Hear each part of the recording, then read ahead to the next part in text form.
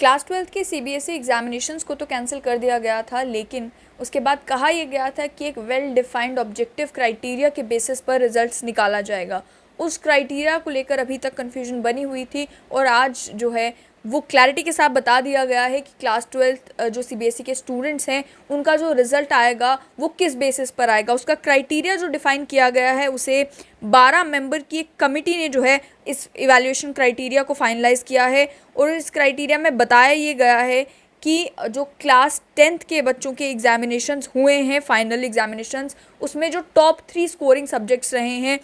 उनके मार्क्स को 30% वेटेज मिलेगी। उसके बाद क्लास 11th के जो उनके एग्जामिनेशंस हुए हैं स्टूडेंट्स के, उसमें जो टॉप 3 सब्जेक्ट्स उनके स्कोरिंग रहे हैं उन मार्क्स को भी 30% वेटेज जो है इसमें मिलेगी। और साथ ही में क्लास 12th की जहाँ तक बात है तो जो unit test, mid term examination, pre boards और प्रैक्टिकल्स हुए हैं स्टूडेंट्स के, उन मार्क्स को भी 40% वेटेज जो है वो दी जाएगी और इस बेसिस पर क्लास 12th का सीबीएसई का फाइनल रिजल्ट निकाला जाएगा। आपको ये बता दें कि कई सारे लोग जो हैं वो सुप्रीम कोर्ट इस मामले में पहुंचे थे, जिनका ये कहना था कि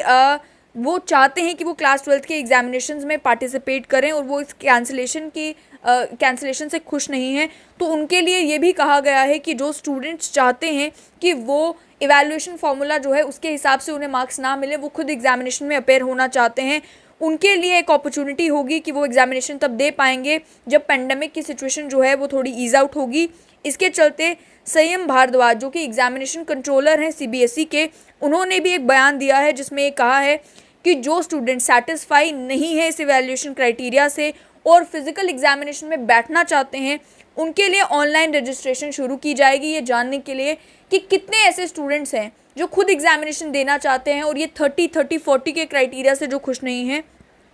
और उसके बाद उनके एग्जामिनेशंस को लेकर सोचा जाएगा। जहाँ तक बात है क्लास 10th के रिजल्ट्स की और क्लास 12th के एग्जामिनेशन के रिजल्ट्स की, अब क्योंकि इवैल्यूएशन क्राइटेरिया फाइनलाइज कर दिया गया है और 30% वेटेज क्लास 10th के जो है फाइनल एग्जामिनेशन में टॉप स्कोरिंग मार्क्स को दी जाएगी, 30% वेटेज जो है क्लास 11th के फाइनल एग्जाम्स में जो टॉप स्कोरिंग मार्क्स हैं उन्हें दी जाएगी और क्लास 12th के फिर pre board, unit test, practical examinations को 40% वेटेज दी जाएगी। इसके बेसिस पर जो है एक इवैल्यूएशन कमेटी बिठाई जाएगी जो कि सभी ये जो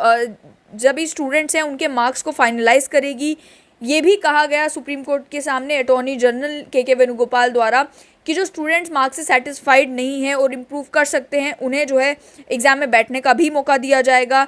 एक मॉडरेशन कमेटी बनाई जाएगी जो ये देखेगी कि अलग अलग स्कूल्स में क्या मार्किंग मैकेनिज्म में कोई डिफरेंस आ रहा है और ये इंश्योर करने के लिए कि जो स्टूडेंट्स हैं उन्हें प्रॉपर जो क्राइटेरिया सेट किया गया है उसी के हिसाब से मार्क्स दिए जाएँ। ये भी सुप्रीम कोर्ट के सामने पेश किया गया कि एक रिजल्ट कमेटी जो है वो स्कूल्स में बनाई जाएगी जो कि मार्क्स स्टूडेंट्स के कंसिडर करेंगे सभी एग्जामिनेशंस में 10th के, 11th के और 12th के। उसके बाद मॉडरेशन कमेटी उन रिजल्ट्स को वेट करेगी, यानी कि उन रिजल्ट्स को देखेगी कि कहीं पर कोई